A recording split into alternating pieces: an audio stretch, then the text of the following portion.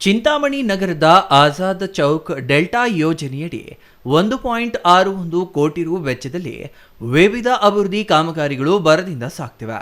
ಈ ಹಿನ್ನೆಲೆಯಲ್ಲಿ ಶಾಸಕ ಡಾಕ್ಟರ್ ಎಂಸಿ ಸುಧಾಕರ್ ಸ್ಥಳಕ್ಕೆ ಭೇಟಿ ನೀಡಿ ಕಾಮಗಾರಿಯ ಪರಿಶೀಲನೆ ನಡೆಸಿ ಅಧಿಕಾರಿಗಳು ಹಾಗೂ ಗುತ್ತಿಗೆದಾರರೊಂದಿಗೆ ಚರ್ಚೆ ಮಾಡಿದರು. ಆಜಾದ್ ಚೌಕ್ಗೆ ಆಧುನಿಕ ಸ್ಪರ್ಶ ನೀಡಲಾಗಿದ್ದ ಕಾಂಕ್ರೀಟ್ ಹಾಗೂ ಟೈಲ್ಸ್ ಅಳವಡಿಕೆ, ಹೈಮಾಸ್ ಲೈಟ್, ಫುಟ್ಪಾತ್, ಡಾಂಬರೀಕರಣ, ಅಲಂಕಾರಿಕ ಗಿಡಗಳ ನೆಡುವಿಕೆ ಸೇರಿದಂತೆ ಹಲವು ಅಭಿವೃದ್ಧಿ ಕಾಮಗಾರಿಗಳು ಪೂರ್ಣಗೊಂಡಿವೆ.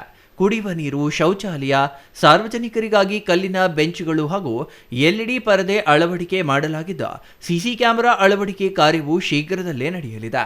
ಈಗಾಗಲೇ ಸುಮಾರು 90% ಕಾಮಗಾರಿ ಪೂರ್ಣಗೊಂಡಿದ್ದ ಉಳಿದ ಕಾಮಗಾರಿ ಶೀಘ್ರದಲ್ಲೇ ಮುಗಿಯಲಿದೆ ಎಂದು ನಗರಸಭೆ ಅಧಿಕಾರಿಗಳು ತಿಳಿಸಿದ್ದಾರೆ.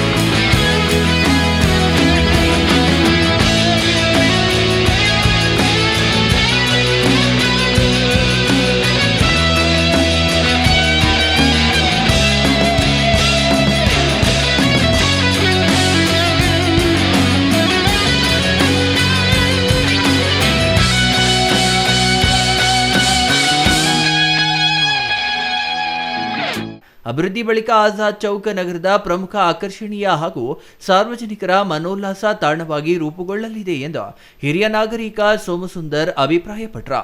ಈ ಸಂದರ್ಭದಲ್ಲಿ ಪೌರಾಯುಕ್ತ ಜಿಎನ್ ಚಲಪತಿ, ತಾಲೂಕು ಪಂಚಾಯಿತಿ ಕಾರ್ಯನಿರ್ವಹಣಾಧಿಕಾರಿ ಎಸ್ ಆನಂದ್ ಹಾಗೂ ಇತರ ಅಧಿಕಾರಿಗಳು ಉಪಸ್ಥಿತರಿದ್ದರು. Imran Khan, CTV news, Chintamani.